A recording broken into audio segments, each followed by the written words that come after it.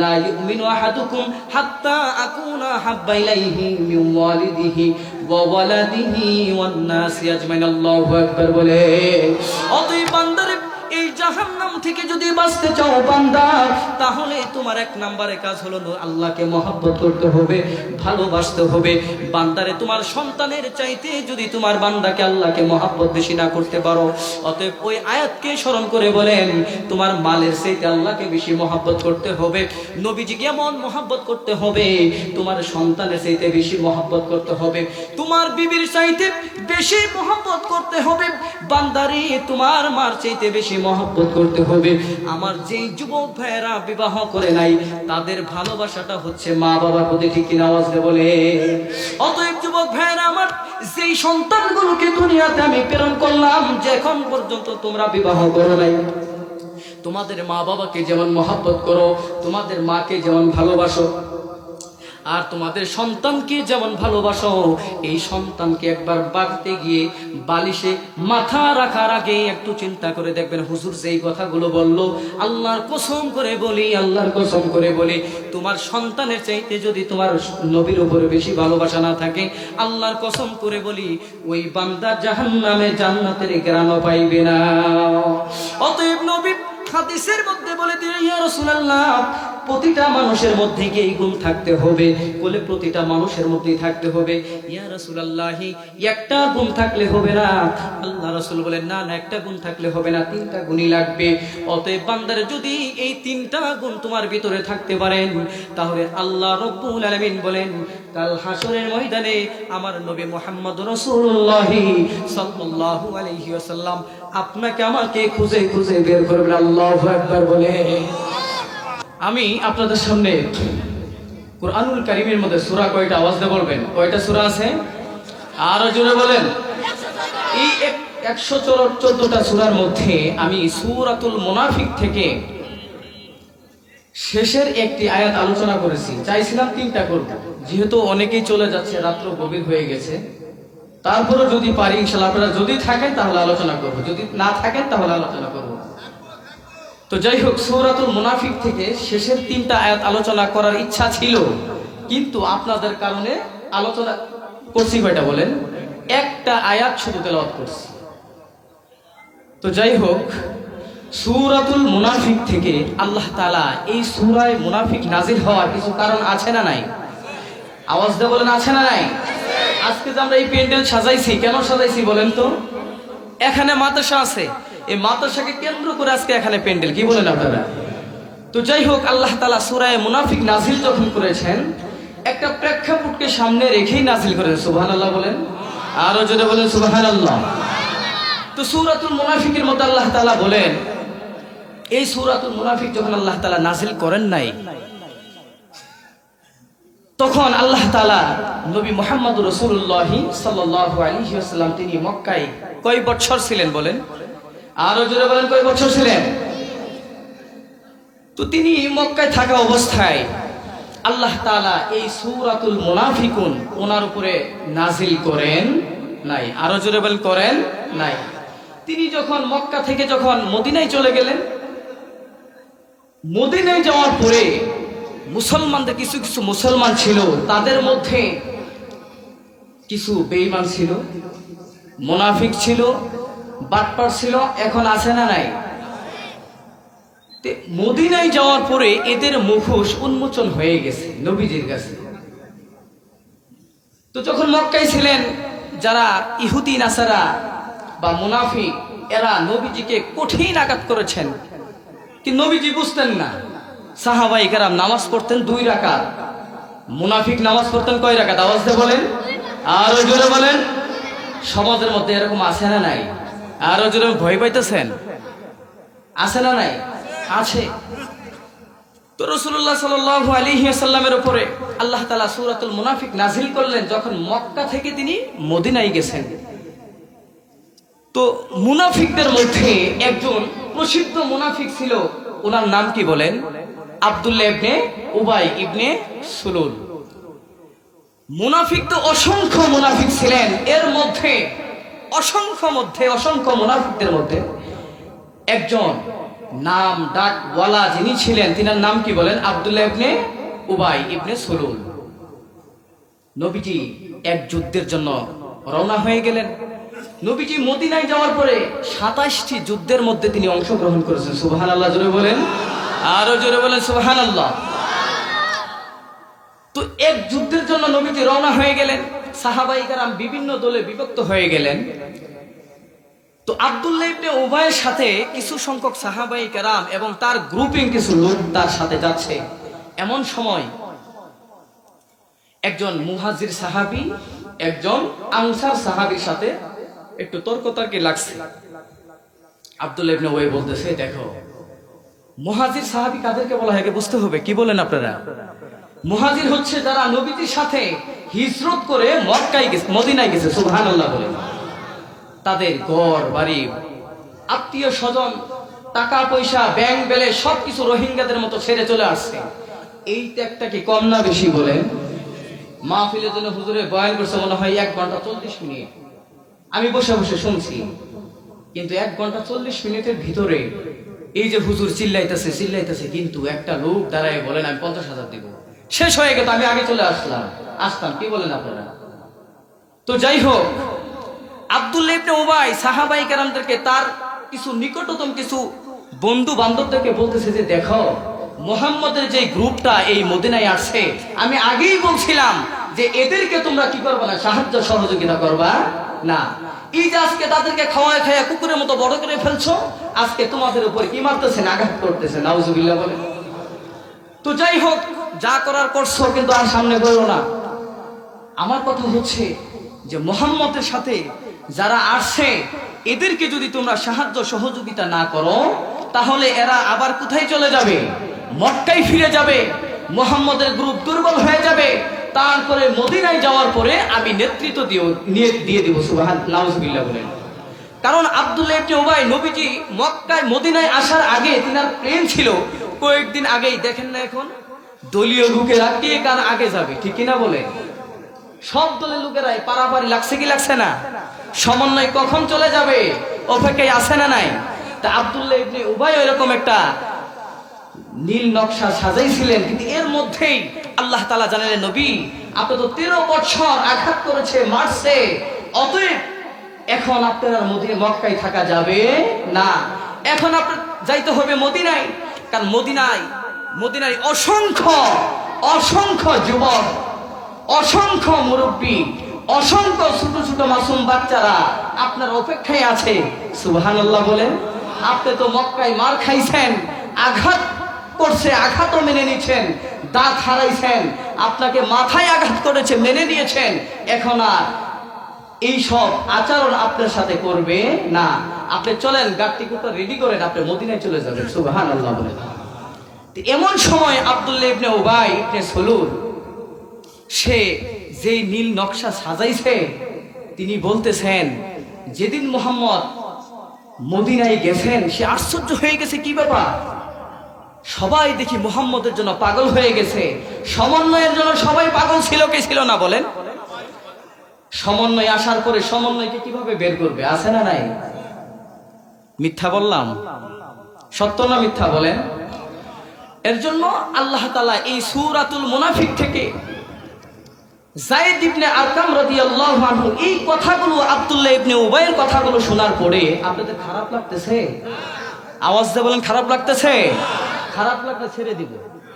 আমি এখন আপনাদেরকে দরপাক করে রাখার সময় আমারও নাই, আমার ঢাকা যেতে হবে। বুঝতে পারছেন? যারা থাকবেন ওই আগেই বলছি, তারা কি বলেন? দান। শক্ত না নরম? আর যদি যারা কাঁচা দান বিক্রি করে তারা কিছুই বুঝবে, সিটাও নিচে থাকে, দানও নিচে থাকে। কি বলে? অনেকে কাঁচা দান বেচতেছে কিনা?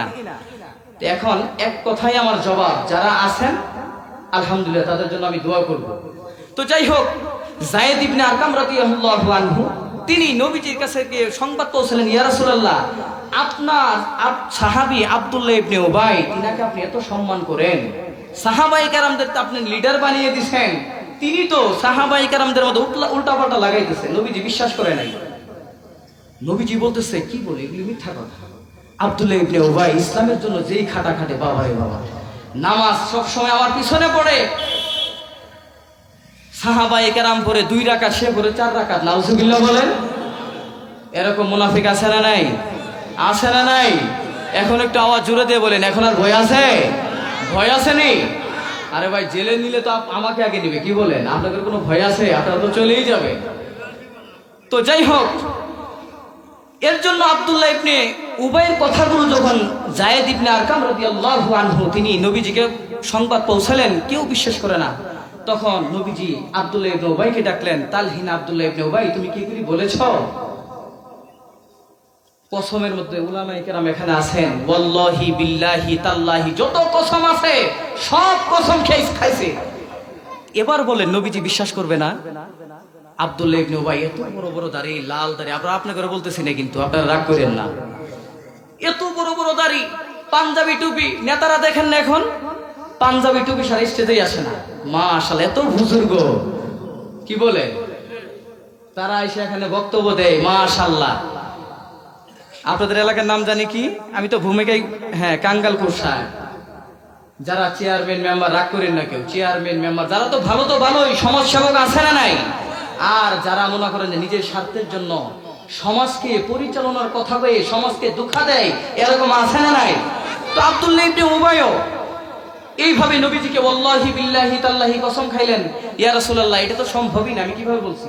সাহাবায়ে কেরামদেরকে বলেন, যে তার যে গ্রুপের সাহাবী তারা বলতেছে, ইয়া রাসূলুল্লাহ এই ছেলেটা মিথ্যা কথা বলছে। তখন যায়েদ ইবনে আরকাম রাদিয়াল্লাহু আনহু, তিনার বয়সে ছোট্ট ছেলের মতো।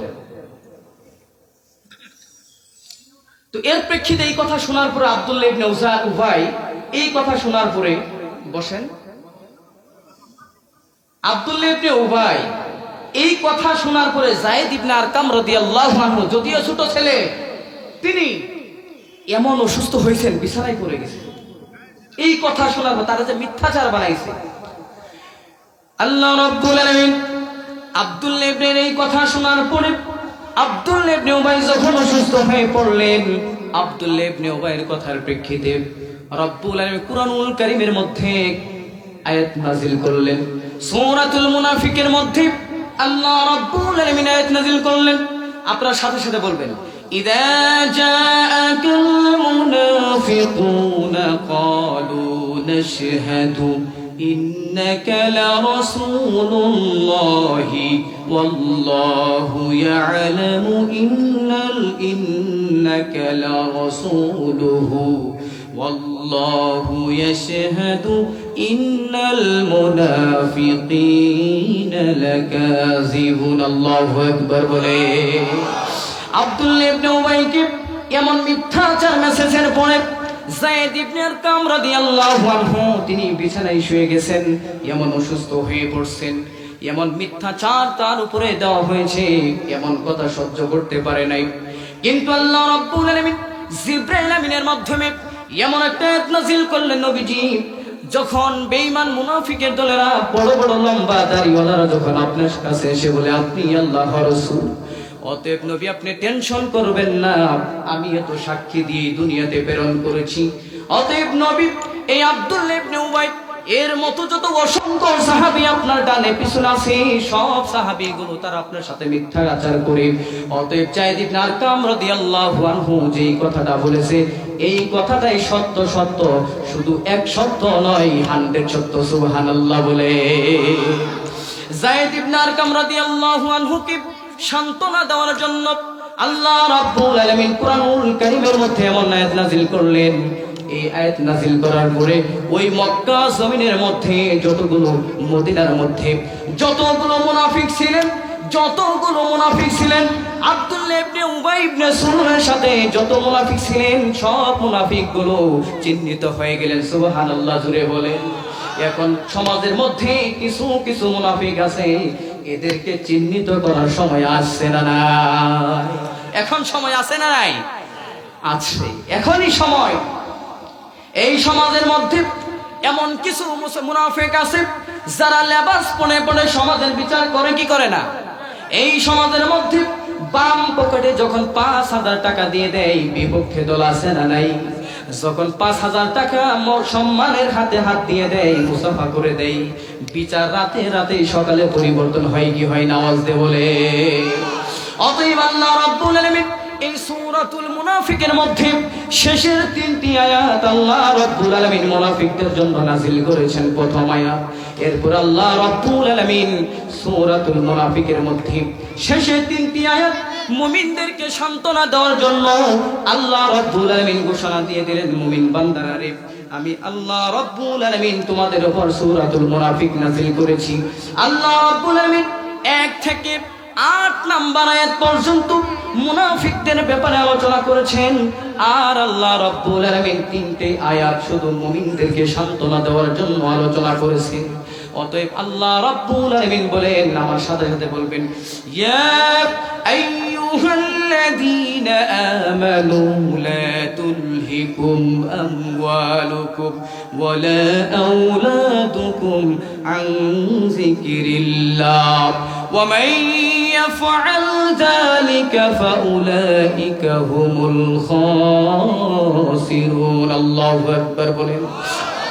আল্লাহ রাব্বুল আলামিন মুমিনদেরকে সান্ত্বনা দেওয়ার জন্য মুমিনদেরকে বলেন, মুমিনেরা রে, আমি আল্লাহ রাব্বুল আলামিন তোমাদেরকে জান দিয়েছি, মাল দিয়েছি, টাকা দিয়েছি, পয়সা দিয়েছি। অতএব যেই মাল তোমাকে আমি দিয়েছি, যেই সন্তান দিয়েছি, যেই সন্তান তোমাকে দিয়েছি অথবা যেই মাল দিয়েছি, এই মালের মধ্যে থেকে আমি আল্লাহ রাব্বুল আলামিনের গুণগান থেকে ভুলে যেও না, জিকির থেকে ভুলে যেও না। অতএব বান্দা, তোমাকে যখন আমি সন্তান দিলাম, যখন আমি মাল দিলাম, এই মাল পাওয়ার কারণে, অতএব বান্দারে তুমি সন্তান পাওয়ার কারণে, অনেকেই আছেন যারা বৃদ্ধ বয়সে সন্তান পাইছে কিনা আওয়াজ দিয়ে বলেন। 60 বছর অনেকে বাচ্চা পাই কি পাই না। এবার আপনারা জোরে জোরে আওয়াজ দিয়ে বলবেন, যখন মানুষের 60 বছরের মধ্যে বাচ্চা পাই, বাচ্চা পাওয়ার পরে সন্তানের প্রতি মায়া কম থাকে না বেশি থাকে? আওয়াজ দিয়ে বলেন। অতএব আল্লাহ রাব্বুল আলামিন মুনাফিকদের ব্যাপারে আয়াত নাযিল করার পর আল্লাহ রাব্বুল আলামিন বলেন, বান্দারে, অতএব শান্ত হয়ে যাও, শান্ত হয়ে যাও। আমি আল্লাহ রাব্বুল আলামিন তোমাদের উপর সূরাতুল মুনাফিকের মধ্যে শেষের 3টি আয়াত ফলো করবা।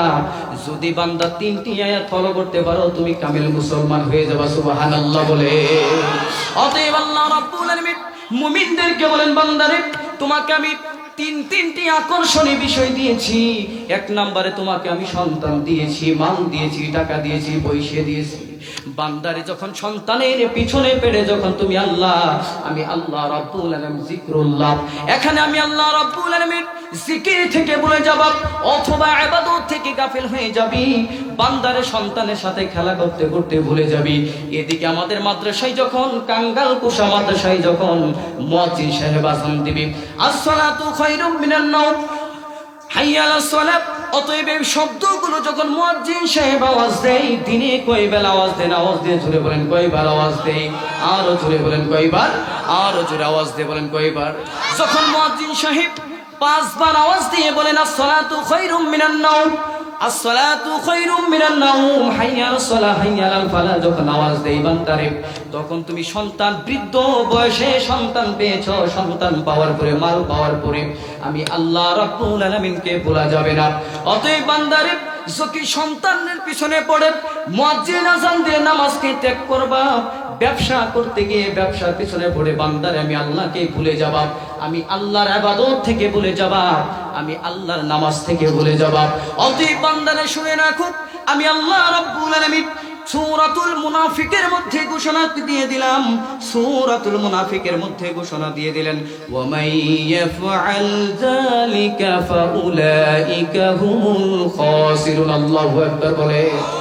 অতএব বান্দারে, যারা সন্তানের পিছনে পড়ে, মালের পিছনে পড়ে, অতএব তোমার সম্পদের পিছনে পড়ে, অতএব বান্দা মেলান্দ বাজারের মধ্যে তুমি ব্যবসা দিয়েছো, নতুন ব্যবসা দিয়েছো, অতএব বান্দা ব্যবসার মধ্যে সময় বেশি দেওয়ার জন্য মেলান্দ মসজিদ আজান হয়ে গেল, তোমার কোনো খবর নাই। অতএব এই মালের পিছনে পড়ে যখন বান্দা তুমি আমি আল্লাহ রাব্বুল আলামিনকে ভুলে যাবি, তখন আমি আল্লাহ রাব্বুল আলামিন ঘোষণা দিয়ে দিলাম, বান্দা তুমি ক্ষতিগ্রস্তের মধ্যে পড়ে যাবা। এবার আওয়াজ জুড়ে জুড়ে দিয়ে বলবেন, মাল দিয়েছেন কে? আওয়াজ দিয়ে বলেন, আরো জুড়ে বলেন, কে দিয়েছে? জুড়ে বলেন, আল্লাহ মাল দিয়েছেন। অতএব টিকে রাখতে পারবেন আল্লাহ। অতএব 5 আগস্টের ঘটনা দেখবেন, অনেকেই কোটি কোটি টাকার মালিক ছিল কি ছিল না? আরো জোরে বলেন, আওয়াজ দিয়ে বলেন, কোটি কোটি টাকার মালিক ছিল কি ছিল না? অতএব সন্ধ্যায় সকালবেলা কোটি টাকার মালিক বিকেল বেলায় ফকির হইছে কিনা আওয়াজ দিয়ে বলেন, আর জুড়ে বলেন হইছে কিনা। অতএব আল্লাহ রাব্বুল আলামিন বান্দাদেরকে মেসেজ দিয়ে দিলেন, বান্দারে তোমাকে আমি কোটি কোটি টাকা দিয়ে দিলাম, এই কোটি কোটি টাকার পেছনে পড়ে আল্লাহকে আমি ভুলে যেও না। অতএব বান্দা যদি আমি আল্লাহ রাব্বুল আলামিনকে ভুলে যাও, তোমার সংসারের মধ্যে ক্ষতিগ্রস্ত হয়ে যাবা। অতএব তুমি যেই ব্যবসা দিয়েছো ব্যবসার মধ্যে ক্ষতিগ্রস্ত হয়ে যাবি। অতএব বান্দারে ভালো করে স্মরণ রাখো, অতএব মাল দিয়েছি আমি আল্লাহ, নেওয়ার মালিকও আমি আল্লাহ। অতএব আমি আল্লাহ রাব্বুল আলামিন তোমাদেরকে মাল দিয়ে পরীক্ষা করার জন্য দুনিয়াতে প্রেরণ করেছি। অতএব যদি পরীক্ষার সিস্টেমই যদি না রাখতাম, তাহলে এই কাঙ্গাল কোষার মধ্যে আমি আল্লাহ রাব্বুল আলামিন কোন গরিব মানুষ রাখতাম না। ঠিক কিনা আওয়াজ দিয়ে বলেন, আর জোরে আওয়াজ দিয়ে বলেন, আর জোরে আওয়াজ দিয়ে বলেন। এখানে কোটিপতি মনে হয় এখানে প্যান্ডেলে বসানো সবাই বিছানায় নেবে চলে গেছে। অতএব আমার সামনে যারা আছেন মনে হয় মধ্যবিত্ত থেকে নিয়ে মানুষ। অতএব ভাই আপনারা টেনশন করবেন না, আল্লাহ রাব্বুল আলামিন আপনাকে এত বেশি মহব্বত করেন, এত বেশি ভালোবাসেন। অতএব আল্লাহ রাব্বুল আলামিন ঘোষণা দিয়ে দিয়েছেন, বান্দারে অতএব দুনিয়ার জমিনের মধ্যে তোকে আমি মাল দিয়েছি, টাকা দিয়েছি, পয়সা দিয়েছি, ওই বান্দাকে দেখে তুমি আফসোস করবে না। অতএব বান্দা আমি আল্লাহর নবী মুহাম্মদ রাসূলুল্লাহ সাল্লাল্লাহু আলাইহি ওয়াসাল্লাম তোমাকে ঘোষণা দিয়ে দিলাম, ওই এলাকার কাঙ্গাল কুশা যে কোটিপতি আমি বানাইলাম, ওই কোটিপতির চাইতে তোমাকে 500 বছর আগে জান্নাত দিয়ে দেব। সুবহানাল্লাহ। এবার বলেন আপনারা খুশি না বেজার? আওয়াজ দিয়ে বলেন খুশি না বেজার? আমার বয়ান হবে আপনাদের উপরেই। আরো জোরে বলেন খুশি না বেজার? ছেড়ে দেব? অতএব বান্দারে তোমাকে আমি মাল দেইনি, কোনো ব্যথা নাই। নবীজিকে আমি মাল দিয়েছিলাম, নবীজিকে একেবারে দুনিয়ার জমিনেতে যখন আমি প্রেরণ করলাম, এমন গরিব এমন হালাত ছিলেন। নবীজিকে যখন ছোট্ট সময় ওই আরবের জমিনের মধ্যে একেবারে একটা নিয়ম ছিল, যখন বাচ্চা তখন দুনিয়ার জমিনেতে ভূমিষ্ঠ হতেন, সন্তানদেরকে গ্রামে পাঠিয়ে দিতেন। নবীজির বাবা ছিল না, এতিম সন্তান ছিলেন, টাকা ছিল না, পয়সা ছিল না। অতএব এই টাকা পয়সা না থাকার কারণে মক্কা থেকে যারা সাদ পুত্র থেকে আসছিলেন কেউ নিতে চাই না। অতএব যেই ব্যক্তি হালেমা সাদিয়া রাদিয়াল্লাহু আনহা, তিনি নবীজিকে গ্রহণ করার পথে লাভ হয়েছিল না ক্ষতি হয়েছে? আর জোরে আওয়াজ দিয়ে বলেন, আর জোরে আওয়াজ দিয়ে বলেন। অতএব আজকে আমি এমন বয়ান করে যাব, শুধু গরিবদের জন্য, মধ্যবিত্তদের জন্য বয়ান হবে।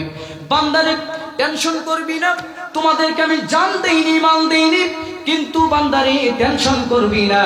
যখন তোমার নিঃশ্বাস বন্ধ হয়ে যাবে, তখন বান্দা যখন তোর নিঃশ্বাস বন্ধ হয়ে যাবে, ওই বান্দা কবরে যাবে, 40,000 বছর থাকবে, 40 বছর থাকবে। কিয়ামতের একদিন আগেও যখন বান্দা যখন নিঃশ্বাস বন্ধ করবে, করার পরে সাথে সাথে বান্দা কবরে থাকতে হবে। বান্দা দুনিয়া দিয়ে কি লাভ হবে? কোনো লাভ নাই। আজকে সকালে আপনি নিঃশ্বাস বন্ধ হয়ে গেল। অতএব গতকালকের নিউজ দেখলাম, আমার এক বন্ধু ফেসবুকে পোস্ট করেছে, একজন আলেম, এত সুন্দর চেহারার অধিকারী বান্দা, কিন্তু হাফজ শেষ করে মাওলানা শেষ করেছি। কিন্তু আজকে যখন আমি গাড়িতে ঢাকা থেকে যখন জামালপুরে আসলাম, আসার পরে সংবাদ নিউজ দিয়ে দিছে ফেসবুকে, ইন্না লিল্লাহি ওয়া ইন্না ইলাইহি রাজিউন। অতএব বান্দা আপনি আমার নিঃশ্বাস কখন বন্ধ হয়ে যাবে খবর আছে না নাই? আছে না নাই? পাবেন। অতএব বান্দারে তোমাকে আমি টাকা দেইনি, কোনো ব্যথায় ব্যতীত হয় না। নবীকে আমি স্বল্প টাকা দিয়েছিলাম, আম্মা জান খাদিজাতুল কুবরা রাদিয়াল্লাহু আনহার সাথে বিবাহ দিয়েছিলাম। এই খাদিজার সাথে বিবাহ দেওয়ার পরে আমি আল্লাহ রাব্বুল আলামিন ওই মক্কা জমিনের মধ্যে একেবারে 100 শিল্পপতি বানাই দিলাম। কিন্তু নবীজি ওই সম্পদগুলো নিজের কাছে রাখছেন না ছেড়ে দিয়েছেন? আর জোরে আওয়াজ দিয়ে বলেন, রাখছেন না ছেড়ে দিয়েছেন? আর জোরে আওয়াজ দিয়ে বলেন। অতএব আল্লাহ রাব্বুল আলামিন এই আয়াতের মধ্যে ঘোষণা দিয়ে দিলেন, বান্দারে তোমাদেরকে আমি যেই মাল দিয়েছি, যেই টাকা দিয়েছি, পয়সা দিয়েছি, সন্তান দিয়েছি, বান্দারে যখন আমি এই সন্তানের পিছনে পড়ে, যখন সন্তানের মায়ের পিছনে পড়ে, মায়ের মালের পিছনে পড়ে, দোকানের পিছনে পড়ে, যখন বান্দা তুমি আমাকে, আমি আল্লাহ রাব্বুল আলামিনকে ভুলে যাবা, তখন আমি আল্লাহ রাব্বুল আলামিন তোমাদেরকে প্রকাশ্যে ঘোষণা দিয়ে দিলাম, তোমরা ক্ষতিগ্রস্তের মধ্যে পড়ে যাবা। এবার আরো জোরে আওয়াজ দিয়ে বলবেন, মাল দেওয়ার মালিককে। আরো জোরে আওয়াজ দিয়ে বলেন, আরো জোরে বলেন, ইন্না সালাতি ওয়া নুসুকি ওয়া মাহইয়ায়া ওয়া মামাতি লিল্লাহি রাব্বিল আলামিন। আল্লাহু আকবার। জোরে জোরে বলেন।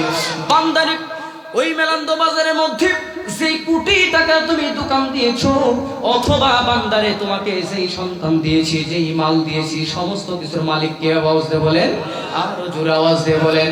অতএব নবী মুহাম্মদুর রাসূলুল্লাহ সাল্লাল্লাহু আলাইহি ওয়াসাল্লাম বলেন, মান আহাব্বা লিল্লাহি ওয়া আবগাদা লিল্লাহি ওয়া মানাআ লিল্লাহি ওয়া মানাআ লিল্লাহি ওয়া আ'তা লিল্লাহি ফাকাদ ইস্তাকমালাল ঈমান। আল্লাহু আকবার। জোরে জোরে বলেন। অতএব নবী মুহাম্মদুর রাসূলুল্লাহ সাল্লাল্লাহু আলাইহি ওয়াসাল্লাম গোটা পৃথিবীর মধ্যে মেসেজ দিয়ে দিলেন, এমন একটা মেসেজ দিয়ে দিলেন, বান্দারে আমি তোমাদেরকে এত কোটি কোটি টাকার মাল দিয়েছি, বান্দার আত্মীয় স্বজন দিয়েছি, সন্তান দিয়েছি, মহাব্বতে বিবি দিয়েছি, বান্দারে এমন সুন্দর বিবি দিয়েছি, এমন সুন্দর বিবি দিয়েছি। বান্দারে আমি আল্লাহ রাব্বুল আলামিনকে যদি মহব্বত করতে চাও, ভালোবাসতে চাও, তাহলে আমি আল্লাহ রাব্বুল আলামিনের জন্য তাদেরকে শত্রুতা ঘোষণা করতে হবে। পারবেন কি পারবেন না? যতক্ষণ পর্যন্ত ইসলাম আছে ততদিন পর্যন্ত আমার বন্ধু আছে, ঠিক কিনা? আওয়াজ দিয়ে বলে। অতএব বান্দারে এমন মেসেজ দিয়ে দিলেন, অতএব তোমার অন্তরঙ্গে একজন বন্ধু আছে, যেই মনে মনে চিন্তা করে অমুক ব্যক্তি তো পাঁচ ওয়াক্ত নামাজ পড়ে, তাকে কিভাবে গালি করা যায়, হিন্দু বৌদ্ধ খ্রিস্টান ইহুদিদের সাথে তার সম্পর্ক। অতএব ওই ব্যক্তির সাথে যখন বান্দা তুমি সম্পর্ক করে নিবা, অতএব যখন তুমি জানতে পারবা তার সাথে তৎক্ষণাৎ সম্পর্ক নষ্ট করে দাও। অতএব আল্লাহ রাব্বুল আলামিন বলেন, ওয়া মানাআ লিল্লাহি, বান্দা তুমি যখন মানুষকে শত্রুতা নিষেধ করবা, দান করা থেকে নিষেধ করবা, তার ক্যাটাগরি দেখবা সে কোন ক্যাটাগরির লোক। অতএব বান্দারে তোমাকে আমি কোটি কোটি টাকার মাল দিতে পারতাম, অতএব তোমাদের কাঙ্গাল কুরসার মধ্যে একজনকে আমি শিল্পপতি বানিয়ে দিলাম। অতএব আমরা যখন ছোট সময় একসাথে খেলাধুলা করতাম, বল খেলতাম, কেউ জানতাম না সে কোটিপতি হয়ে যাবে, ঠিক কিনা? আওয়াজ দিয়ে বলেন, আরো জোরে আওয়াজ দিয়ে বলেন। অতএব বহু সাহাবায়ে কেরাম আছেন, অসংখ্য অসংখ্য সাহাবায়ে কেরাম আছেন, তাদের এমন সম্পদ ছিলেন, তাদের এমন কোটি কোটি টাকার মাল ছিলেন, বাবার এত কোটি কোটি টাকার মাল ছিলেন রে বান্দারে। অতএব মুসআব রাদিয়াল্লাহু আনহু, তিনাকে আমি আল্লাহ রাব্বুল আলামিন কোটি কোটি টাকার মাল দিয়েছিলাম। শুধু তাই নয়, নবী মুহাম্মদুর রাসূলুল্লাহ সাল্লাল্লাহু আলাইহি ওয়াসাল্লামের কালেমা পড়ার কারণে অসংখ্য সাহাবীকে আল্লাহ রাব্বুল আলামিন মাল দিয়েছিলেন, টাকা দিয়েছিলেন। কিন্তু অসংখ্য টাকার মালিক হওয়ার কারণে বাবার সন্তান ছিলেন একজন, সন্তান বাবা মারা যাওয়ার পরে মালের ওয়ারিশ কে হবে? আওয়াজ দিয়ে বলেন, আর জোরে আওয়াজ দিয়ে বলেন।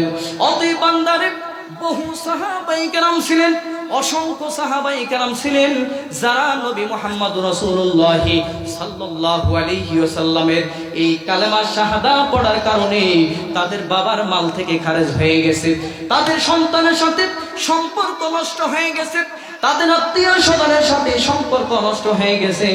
অতএব বান্দারে শুধু তাই নয়, অতএব আবু লাহাব, উতবা, সাইবা মক্কা জমিনের মধ্যে তারা শুধু মেসেজ দিয়ে দিতেন, বান্দারে ওরে অমুক পুত্র, তোমরা ভালো করে শুনে নাও, মুহাম্মদের ধর্ম যদি গ্রহণ করতে চাও, অতএব মুহাম্মদ এমন একটা লোক যেই মুহাম্মদের ধর্ম পালন করবে, মুহাম্মদের ধর্ম যে নিবে, মুহাম্মদের কালামা যে পড়বে, অতএব সে বাবার ওয়ারিশ থেকে বঞ্চিত হয়ে যাবে। অতএব শুধু তাই নয়, বাবার সাথে সম্পর্ক নষ্ট হয়ে যাবে, সন্তানের সাথে সম্পর্ক নষ্ট হয়ে যাবে, আত্মীয় স্বজনের সাথে সম্পর্ক নষ্ট হয়ে যাবে, এমন মেসেজগুলো দিয়ে দিতেন। অতএব নবী মুহাম্মদুর রাসূলুল্লাহ সাল্লাল্লাহু আলাইহি ওয়াসাল্লামের একজন একেবারে কাছের সাহাবী ছিলেন।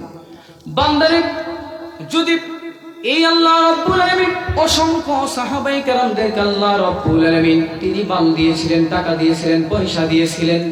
অতএব বান্দা তোমাকে আমি এত অসংখ্য মাল দেওয়ার কারণে বান্দা তুমি আল্লাহ রাব্বুল আলামিনকে ভুলে যেও না। নবীজি মুহাম্মদ রাসূলুল্লাহ সাল্লাল্লাহু আলাইহি ওয়াসাল্লাম সাহাবায়ে কেরামদের মধ্যে যখন দ্বীনের দাওয়াত দিয়ে দিলেন, ইন্নাদ দীনা ইনদাল্লাহিল ইসলাম, আল্লাহু আকবার বলে। অতএব নবী আপনাকে এমন একটা মেসেজ দিয়ে দিলাম, অতএব আল্লাহর জমিনের মধ্যে এমন একটা দিন দিয়ে দিলাম, এই দিনের চাইতে উত্তম আর কোনো ধর্ম হতে পারে নাই। নবীজি যখন সাহাবায়ে কেরামদের মধ্যে এই দিনের দাওয়াত দিয়ে দিলেন, একজন সাহাবী, নবীজি সাহাবী আব্দুল উজ্জা, নাম কি বলেন? আর জোরে আওয়াজ দিয়ে বলেন, আব্দুল উজ্জা। তার বাবার টাকা ছিল, পয়সা ছিল, বাবাও ছিল, মা ছিল। কিছুদিন ইসলাম ধর্ম গ্রহণ করার আগে বাবাটা দুনিয়া থেকে চলে গেলেন। আব্দুল উজ্জাকে এমন কালেমা পড়ে নিয়ে নিলেন। কালেমা পড়ার পরে আব্দুল উজ্জা এই সংবাদটা, এদিকে বাবাও দুনিয়া থেকে চলে গেছেন, মা শুধু বেঁচে আছেন, আত্মীয় স্বজনরা আছেন। অতএব গোপনে কথাটা মোটামুটি এলাকার মধ্যে পাবলিক হয়ে গেছে।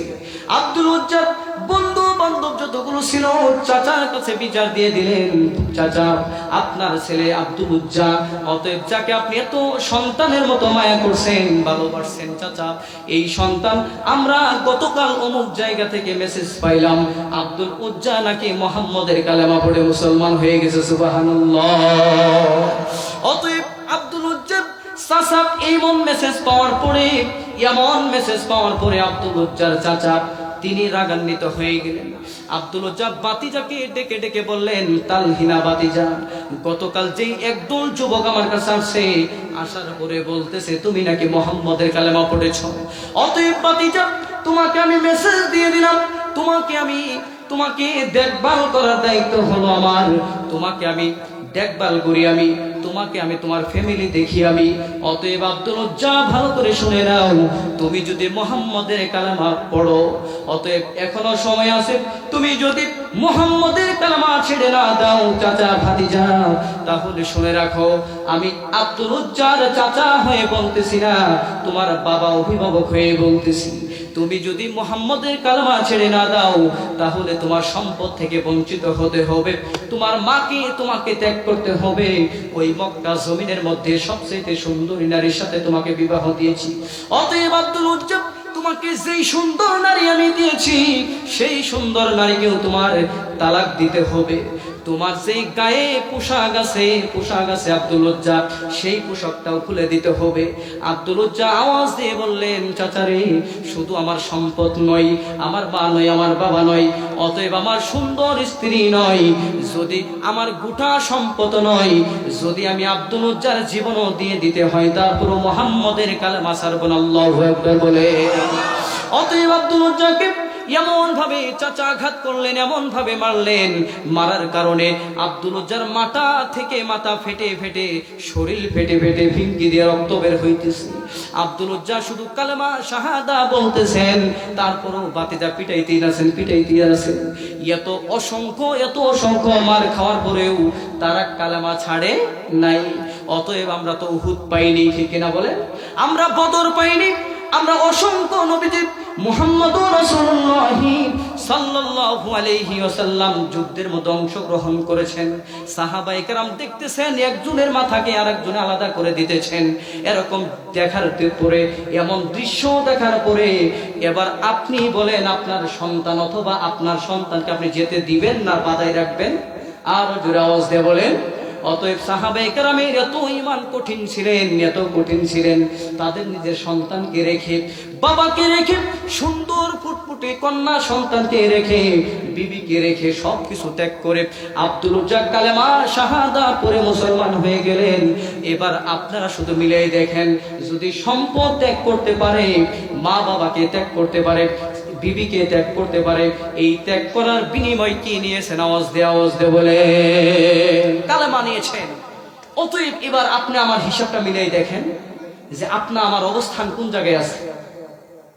এর জন্য প্রিয় ভাইরা, আল্লাহ রাব্বুল আলামিন এই কুরআনুল কারীমে সূরাতুল মুনাফিকের মধ্যে বলছেন, বান্দারে তোমাকে আমি সন্তান দিয়েছি, মাল দিয়েছি, টাকা দিয়েছি, পয়সা দিয়েছি, বান্দা তুমি যদি এই সম্পদ থেকে যদি আমার রাস্তায় ব্যয় না করো, অতএব বান্দারে তুমি ক্ষতিগ্রস্তের মধ্যে পড়ে যাবা।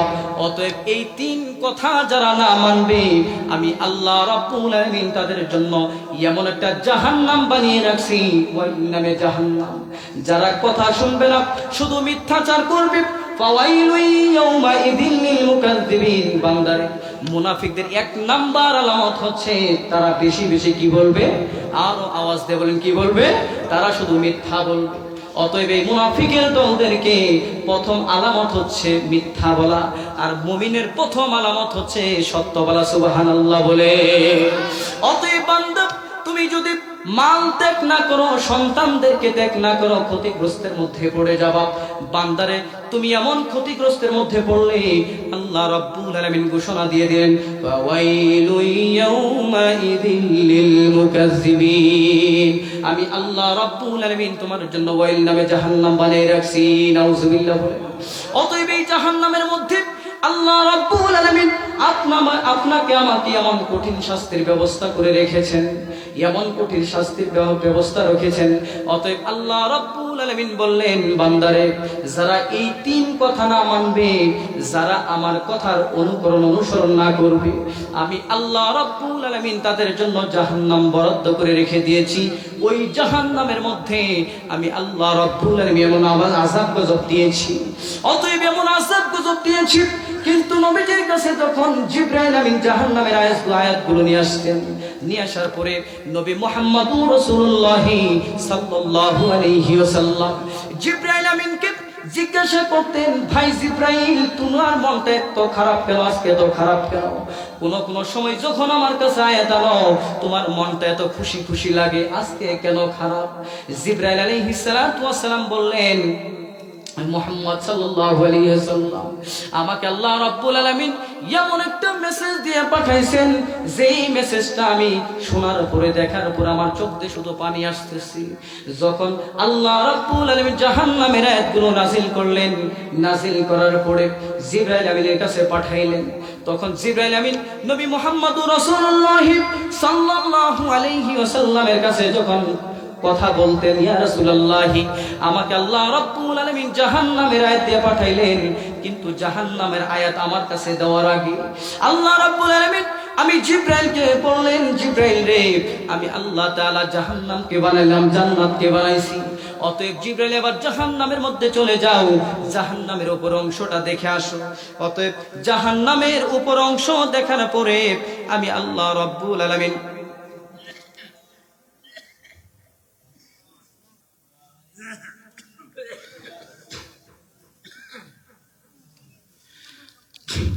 এমন সময় আমি আল্লাহ রাব্বুল আলামিন যখন জাহান্নামের আয়াতগুলো বানাই দিলাম, তখন আমি জাহান্নামকে দেখে আসলাম।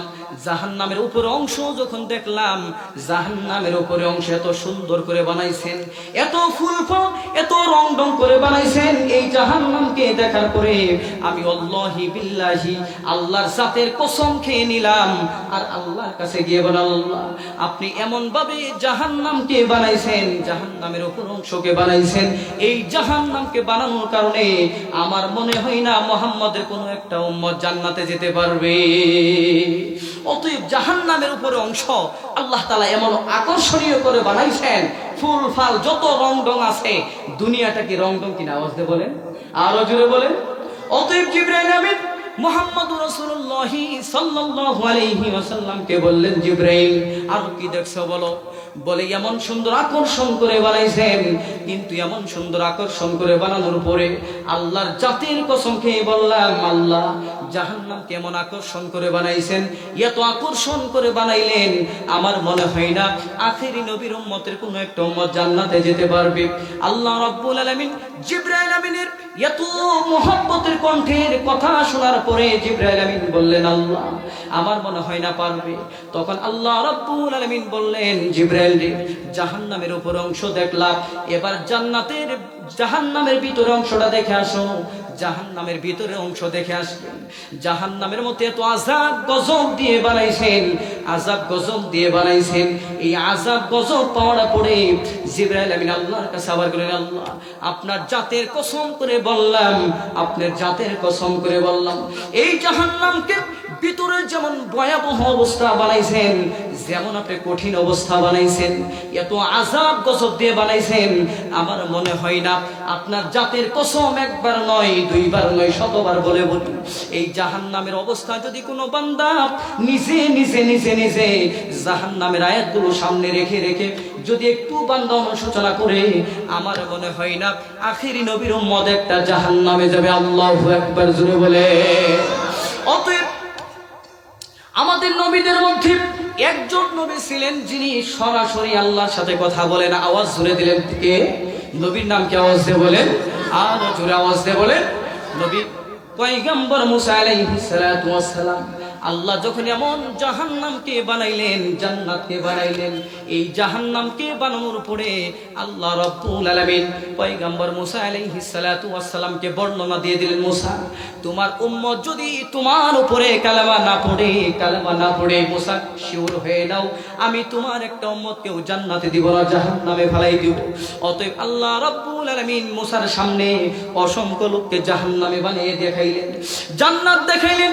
অতএব মুসা আলাইহিস সালাতু ওয়াস সালাম জাহান্নামের মধ্যে অসংখ্য মানুষ দেখার পরে, অসংখ্য মানুষ দেখার পরে পৃথিবীর মধ্যে যতগুলো মানুষ জাহান্নামে যাবে, এই জাহান্নামী মানুষদেরকে দেখার পরে পয়গম্বর মুসা আল্লাহ রাব্বুল আলামিনের কাছে আবদার করলেন, আল্লাহ এত অসংখ্য মানুষকে আপনি মহব্বত করে ভালোবেসে এত আল্লাহ রাব্বুল আলামিন আপনি, আমি তো দুনিয়ার জমিনেতে উলামায়ে কেরাম, অতএব নবী যতগুলো পয়গম্বর দুনিয়ার জমিনেতে আসছে আর আসবে, কিন্তু সবার থেকে একটা মেসেজ নিয়ে নিয়েছিলাম, দুনিয়াতে সন্তানের যে মা থাকে, এই মার মধ্যে বাবার মধ্যে যেই পরিমাণ সন্তানের প্রতি মায়া ভালোবাসায় কাজ করে, এবার বলেন চাচার মধ্যে এই কাজ করবে কি করবে না, খালুর মধ্যে করবে কিনা, মামার মধ্যে করবে কিনা।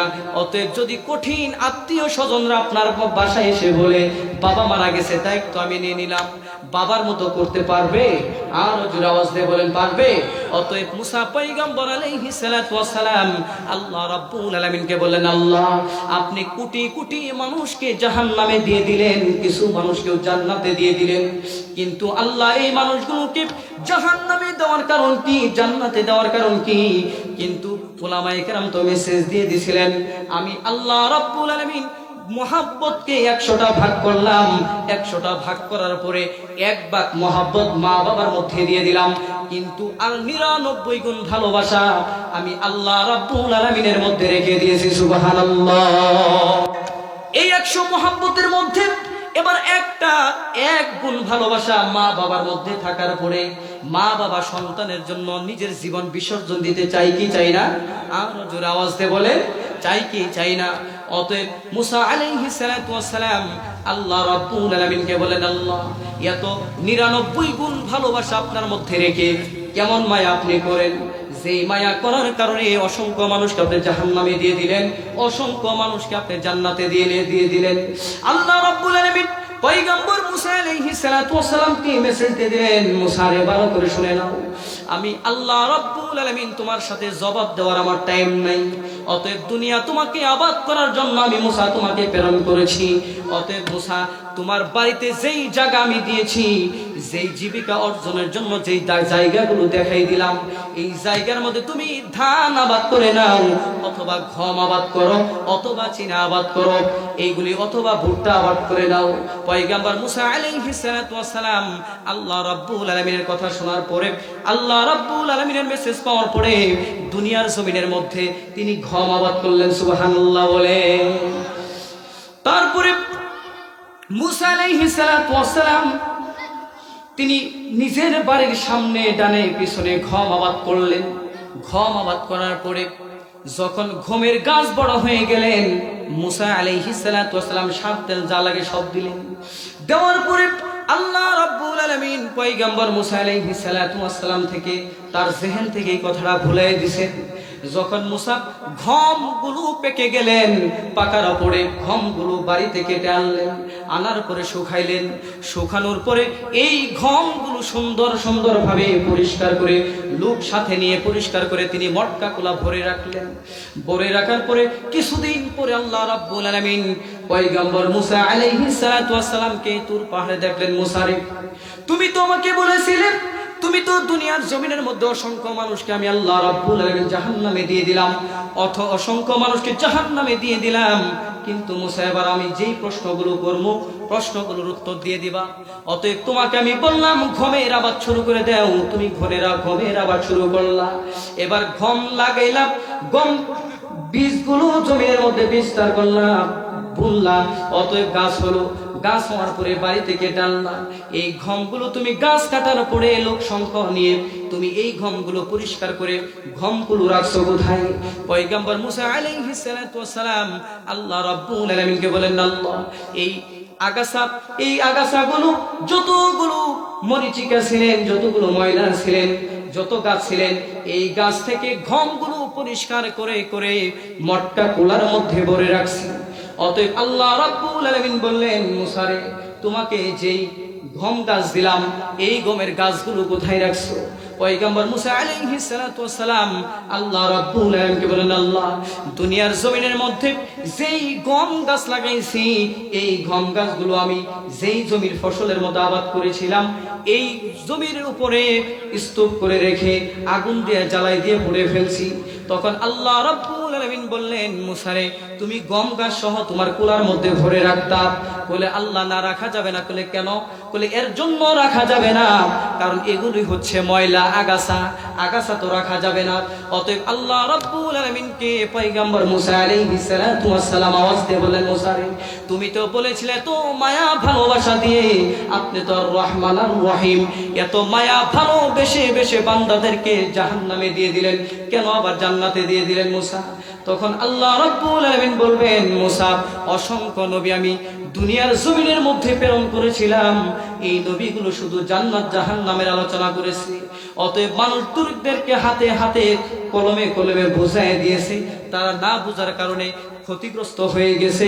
অতএব এই ক্ষতিগ্রস্ত হওয়ার কারণে আমি আল্লাহ রাব্বুল আলামিন তাদেরকে জাহান্নামে দিয়ে দিলাম। আর যারা জান্নাতের কাজ করবে তাদেরকে আল্লাহ তাআলা আমি স্বয়ং নিজ হাতে তাদেরকে আমি জান্নাত দিয়ে দিলাম। সুবহানাল্লাহ বলেন। এবার বলেন, আপনারা এই তিন কথা মানতে পারবেন কি পারবেন? আওয়াজ দিয়ে বলেন, আর জোরে বলেন, আর জোরে আওয়াজ দিয়ে বলেন। আওয়াজ ড্যাম হয়ে গেছে, পারবেন কিনা?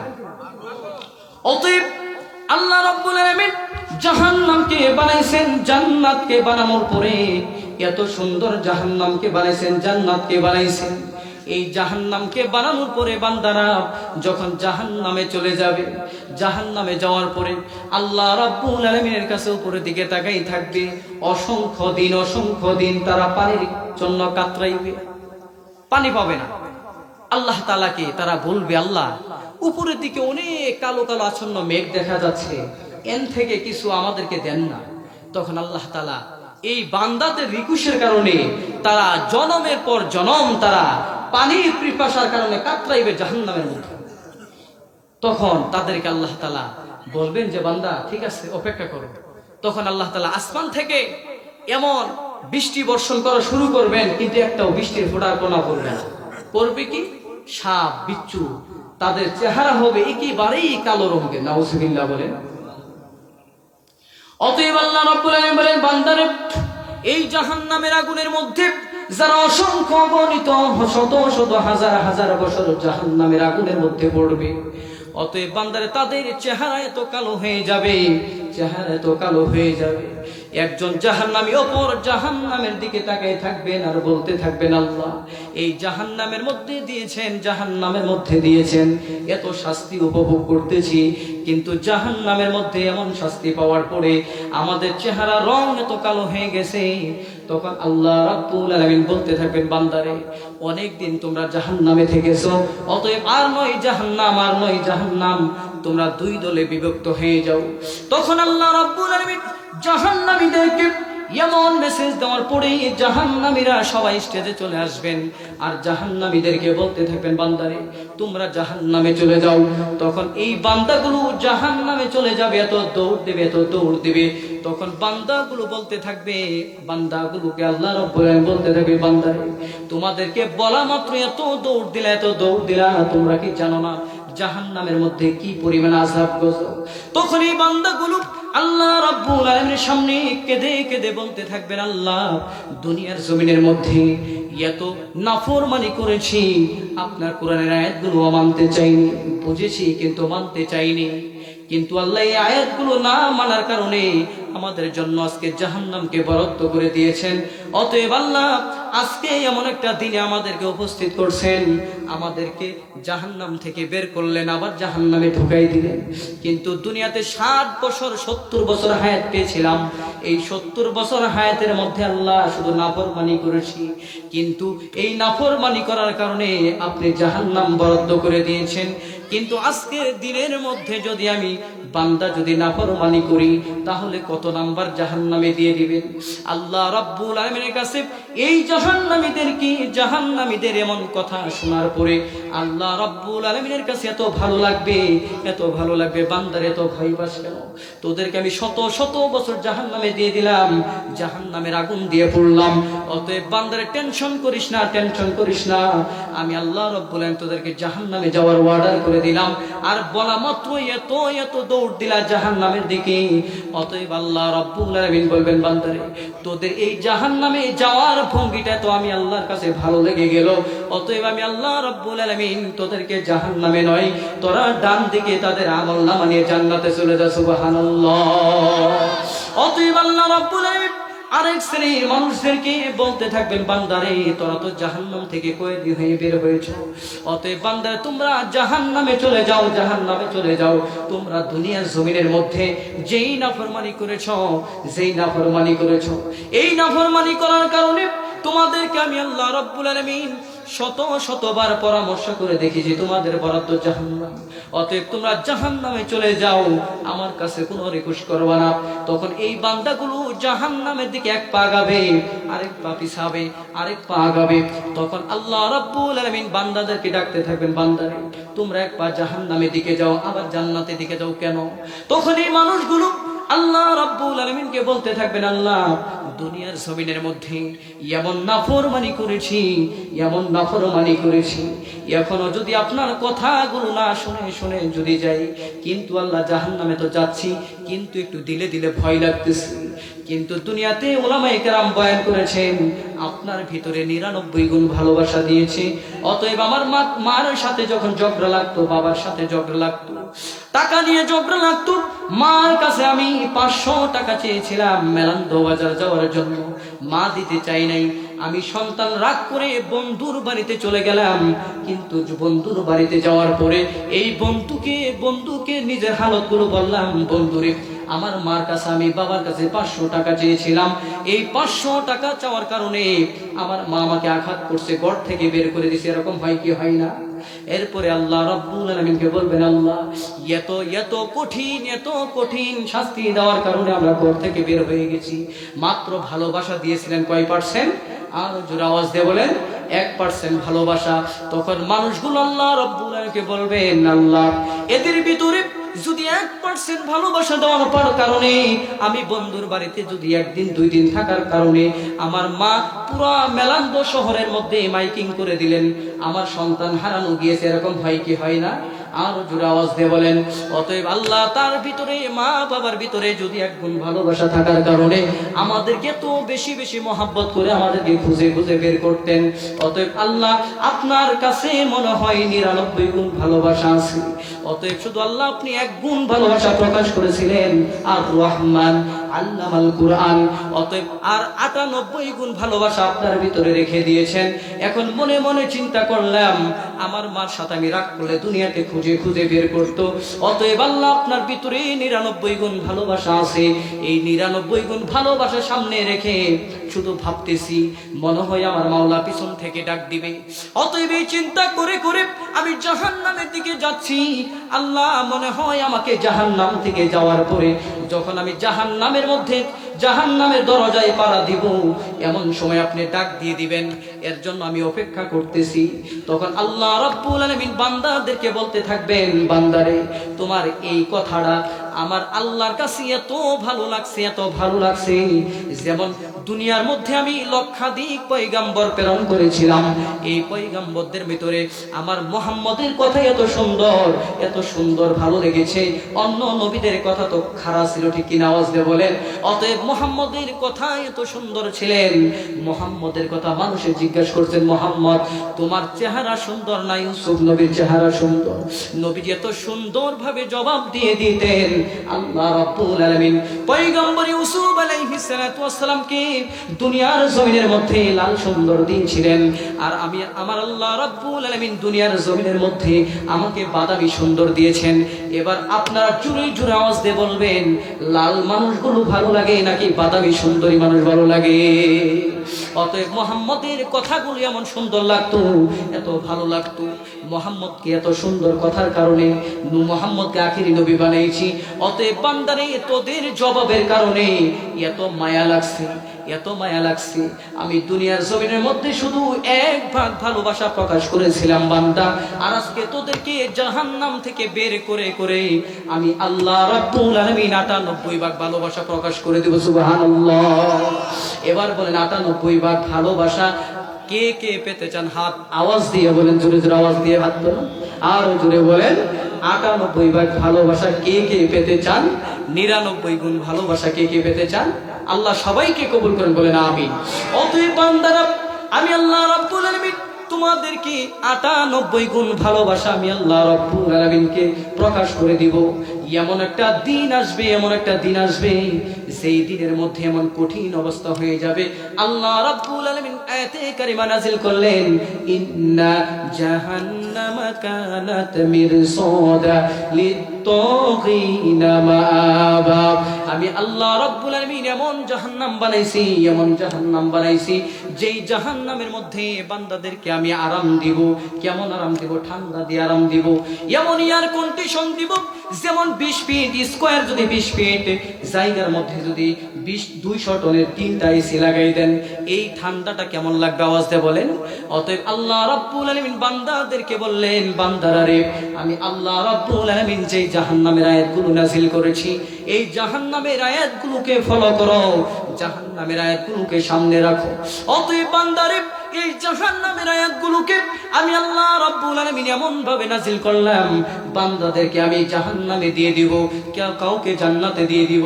কিন্তু বান্দা, তোদেরকে শুধু আমি 3000 জ্বালানো আগুনের মধ্যে তোদেরকে আমি জ্বালাইব না। তোদেরকে জ্বালাইতে জ্বালাইতে যখন তোদের চেহারাটা কালো হয়ে যাবে, আমি আল্লাহ রাব্বুল আলামিন তোদেরকে আবার এয়ার কন্ডিশন দিয়ে দেব। এমন ঠান্ডার মধ্যে রাখবেন, ঠান্ডার মধ্যে রাখবেন, শরীরগুলো বরফের মতো ঠান্ডা হয়ে যাবে। তখন বান্দাগুলো চিল্লাইয়া চিল্লাইয়া বলতে থাকবেন, আল্লাহ আমাদের উপর যেই গরম দিয়েছিলেন, জাহান্নামের আগুন দিয়েছিলেন, এটাই ভালো ছিল। তখন মানুষগুলোকে জাহান্নামের আগুনে সেট করে দেওয়া হবে। তখন মানুষগুলো জাহান্নামের আগুন পাওয়ার পরে এই মানুষগুলো বলতে থাকবে, আল্লাহ যেই গরম দিয়েছিলেন, যেই ঠান্ডা দিয়েছিলেন, এই ঠান্ডাই তো ভালো ছিল। এইভাবে তাদেরকে অসংখ্য অসংখ্য বছর কিয়ামত হাসরে ময়দান কায়েম হওয়া পর্যন্ত তাদেরকে জাহান্নামে দিয়ে দিবে। নাউজুবিল্লাহ। এই জাহান্নাম থেকে বাঁচতে কে কে চান? আওয়াজ দিয়ে বলেন, হাতটা একটু উঠে দেখান, আরো জোরে জোরে বলেন। এই জাহান্নাম থেকে যদি বান্দা তুমি আমি বাঁচতে চাই, তাহলে আল্লাহ রাব্বুল আলামিন বলেন, বান্দারে, রাদিতু বিল্লাহি রাব্বান ওয়া বিল ইসলামি দীনান ওয়া বি মুহাম্মাদিন রাসূলান। আল্লাহকে রব হিসাবে মানতে হবে, বান্দা নবীকে নবী হিসাবে মানতে হবে, দিনকে নবীর দিনকে দিন হিসাবে মানতে হবে, ইসলামকে দিন হিসাবে মানতে হবে। এই তিনটা কাজকে কে মানতে রাজেন? হাতে আওয়াজ দিয়ে বলে। অতএব বান্দারে, যদি মুহাম্মদ রাসূলুল্লাহ সাল্লাল্লাহু আলাইহি ওয়াসাল্লাম মেসেজ দিয়ে দিলেন, বান্দারে, মান আহাব্বা লিল্লাহি ওয়া আবগাদা লিল্লাহি, এই হাদিসকে স্মরণ করবা। লা ইউমিনু আহাদুকুম হাত্তা আকুনা হাব্বা ইলাইহি মিন ওয়ালিদিহি ওয়া ওয়ালাদিহি ওয়ান নাসি আজমাইন। আল্লাহু আকবার বলে। অতএব বান্দারে, এই জাহান্নাম থেকে যদি বাঁচতে চাও বান্দা, তাহলে তোমার 1 নম্বরের কাজ হলো আল্লাহকে মহব্বত করতে হবে, ভালোবাসতে হবে। বান্দারে, তোমার সন্তানের চাইতে যদি তোমার বান্দাকে আল্লাহকে মহব্বত বেশি না করতে পারো, অতএব ওই আয়াতকে স্মরণ করে বলেন, তোমার মালের চাইতে আল্লাহকে বেশি মহব্বত করতে হবে, নবীজিকে এমন মহব্বত করতে হবে, তোমার সন্তানের চাইতে বেশি মহব্বত করতে হবে, তোমার বিবির চাইতে বেশি মহব্বত করতে হবে। বান্দারে, তোমার মার চাইতে বেশি মহব্বত করতে হবে। আমার যেই যুবক ভাইয়েরা বিবাহ করে নাই, তাদের ভালোবাসাটা হচ্ছে মা বাবার প্রতি, ঠিক কিনা? আওয়াজ দিয়ে বলে। অতএব যুবক ভাইয়েরা আমার, যেই সন্তানগুলোকে দুনিয়াতে আমি প্রেরণ করলাম, যে এখন পর্যন্ত তোমরা বিবাহ করো নাই, তোমাদের মা বাবাকে যেমন মহব্বত করো, তোমাদের মাকে যেমন ভালোবাসো, আর তোমাদের সন্তানকে যেমন ভালোবাসো, এই সন্তানকে একবার বাড়তে গিয়ে বালিশে মাথা রাখার আগে একটু চিন্তা করে দেখবেন, হুজুর যেই কথাগুলো বললো, আল্লাহর কসম করে বলি, আল্লাহর কসম করে বলি, তোমার সন্তানের চাইতে যদি তোমার নবীর উপরে বেশি ভালোবাসা না থাকে, আল্লাহর কসম করে বলি, ওই বান্দা জাহান্নামে জান্নাতের ঘ্রাণও পাইবে না। অতএব নবী হাদিসের মধ্যে বলে দিলেন, ইয়া রাসূলুল্লাহ, প্রতিটা মানুষের মধ্যে কি এই গুণ থাকতে হবে? বলে প্রতিটা মানুষের মধ্যেই থাকতে হবে। ইয়া রাসূলুল্লাহ, একটা গুণ থাকলে হবে না। আল্লাহ রাসূল বলেন, না না, একটা গুণ থাকলে হবে না, তিনটা গুণই লাগবে। অতএব বান্দার যদি এই তিনটা গুণ তোমার ভিতরে থাকতে পারেন, তাহলে আল্লাহ রাব্বুল আলামিন বলেন, কাল হাসরের ময়দানে আমার নবী মুহাম্মদ রাসূলুল্লাহ সাল্লাল্লাহু আলাইহি ওয়াসাল্লাম আপনাকে আমাকে খুঁজে খুঁজে বের করবেন। আল্লাহু আকবার বলে। আম্মা জান আয়েশা রাদিয়াল্লাহু আনহা, তিনি কষ্ট হচ্ছে, আম্মা জান আয়েশা রাদিয়াল্লাহু আনহা তিনি বলতেছেন, ইয়া রাসূলুল্লাহ, আপনার তো অসংখ্য অসংখ্য উম্মত থাকবে, কেউ জাহান্নামে যাবে, এদেরকে আপনি চিনবেন কিভাবে? আল্লাহ রাসূল বলেন, আচ্ছা আয়েশা বলো তো, লক্ষ লক্ষ কোটি কোটি কালো ঘোড়ার মধ্যে একটা সাদা ঘোড়া যদি আমি রাখি, দেখা যাবে কি যাবে না? ঠিক তেমনি আল্লাহ নবী মুহাম্মদুর রাসূলুল্লাহ সাল্লাল্লাহু আলাইহি ওয়াসাল্লাম বললেন, ইয়া আয়েশা, লক্ষ লক্ষ কোটি কোটি ঘোড়ার মধ্যে যদি একটা সাদা ঘোড়া রাখা হয়, আমাকে চিনতে পারবা কিনা?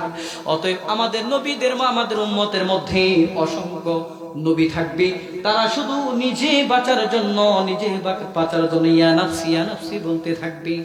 অতএব আমি কাল হাসরের ময়দানে আমার সেজদাটা মাটিতে থাকবে, আর শুধু বলতে থাকবো, আমার জবান থেকে বের হতে থাকবে, ইয়া উম্মতি উম্মতি। অতএব আয়েশা, আমার উম্মতি উম্মতি বলার সংবাদ শুনে নবী মুহাম্মদ রাসূলুল্লাহ সাল্লাল্লাহু আলাইহি ওয়াসাল্লামকে আমার আল্লাহ রাব্বুল আলামিন হাসরের ময়দানে খুঁজে পাবে না। তিনি দেখবেন সেজদায় পড়ে আছেন, কিন্তু আল্লাহ রাব্বুল আলামিন জিবরাইলকে বলবেন, জিবরাইল, তুমি আমার নবীকে জাহান্নামের ভিতরে দেখে আসো, জান্নাতের মধ্যে আনাচে কুনাচে দেখে আসো। শুধু তাই নয়, হাসরের ময়দানে আনাচে কুনাচে দেখে আসো আমার বন্ধু কোথায় আছে। অতএব আজকে যেই ওয়াজের প্যান্ডেল সাজাইছেন, প্রধান বক্তাকে আনছেন কি আনছেন না? আরো জোরে বলেন, আমি শুরুতে আসছি না শেষে আসছি? ঠিক তেমনি আল্লাহ রাব্বুল আলামিন অসংখ্য নবীরা সেখানে উপস্থিত হয়ে যাবে, কিন্তু নবীকে খোঁজার জন্য অসংখ্য ফেরেশতাদেরকে বের করে দিবেন। তারপরে জিবরাইল আলাইহিস সালাতু ওয়াস সালাম তিনি নিজেও বের হয়ে যাবেন, কিন্তু নবীজিকে খুঁজতে খুঁজতে জিবরাইল আমিনকে এক কোণারে দেখবেন সেজদায় পড়ে কাঁদতেছেন। জিবরাইল আমিন গিয়ে বলবেন, ইয়া রাসূলুল্লাহ, আল্লাহ রাব্বুল আলামিন আপনাকে সালাম জানাইছে। অতএব নবী বলবেন, কেন? বলবে, আপনাকে স্টেজে ডাকছে। বলেন, আমি মাথা উঠাইব না। বলে, কেন কেন উঠাইবেন না? নবীজি বলবেন, জিবরাইল, তুমি আমার আল্লাহ রাব্বুল আলামিনকে গিয়ে সংবাদ জানিয়ে দাও, যতক্ষণ পর্যন্ত আমার কোটি কোটি উম্মত আছে, এই উম্মতদেরকে যতক্ষণ পর্যন্ত তাদেরকে জাহান্নাম থেকে জান্নাতে না দিবে, ততক্ষণ পর্যন্ত আমি নবী মাথা উঠাইব না। আল্লাহু আকবার জোরে বলে। এবার বলেন, জোরে জোরে আওয়াজ দিয়ে বলেন, নবীজির সুন্নাত মানতে কে কে রাজি আছেন? আওয়াজ দিয়ে বলেন, নবীজিকে মহব্বত করতে কে কে রাজি আছেন? আর জোরে আওয়াজ বলেন, লিল্লাহি তাকবীর। আর জোরে বলেন, লিল্লাহি তাকবীর। আল্লাহ সবাইকে কবুল করেন, বলেন আমিন। অতএব ভাই, আমরা যদি জান্নাত জাহান্নাম, যদি জাহান্নামের আগুন থেকে যদি বাঁচতে চাই, যদি জাহান্নামের আগুন থেকে আমরা বাঁচতে চাই, তাহলে আমাদের কি কাজ করতে হবে বলেন? আপনাদেরকে একটা আমি আমল দিয়ে যাব, আমলটা পারবেন তো ইনশাআল্লাহ? আমার সাথে সাথে বলবেন, আল্লাহুম্মা রযুকনা। বলেন, আল্লাহুম্মা রযুকনা হুসনাল খাওয়াতিম। বলেন, আল্লাহ, আমার নিঃশ্বাসটা যখন বন্ধ হয়ে যাবে, তখন আমার জবান থেকে যেন একটা শব্দ বের হয়, লা ইলাহা ইল্লাল্লাহু মুহাম্মাদুর রাসূলুল্লাহ। বলেন, আমার সাথে সাথে বলবেন, ঈমানের পথে অবিচল থেকে আমার মরণ যেন হয়। একসাথে সাথে বলবেন, ঈমানের পথে অবিচল থেকে আমার মরণ যেন হয়। তোমারই কাছে মিনতি আমার, তোমারই কাছে মিনতি আমার, মহামহিম দয়াময়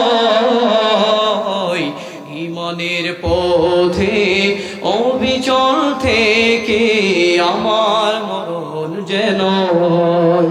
বলেন ঈমানের পথে অবিচল থেকে আমার মরণ যেন হয়। প্রতিদিন মিথ্যের মুখোমুখি হয়, বেদের ফাঁসে কেরা করে হয় জয়। আজাজিল এসে গুমরাহি সর যায়, করে তুলে মহময়। আওয়াজ দিয়ে বলেন ঈমানের পথে অবিচল থেকে আমার মরণ যেন হয়। বলেন ঈমানের পথে অবিচল থেকে আমার মরণ যেন হয়। তোমারই কাছে মিনতি আমার, তোমারই কাছে মিনতি আমার, মহামহিম দয়াময়।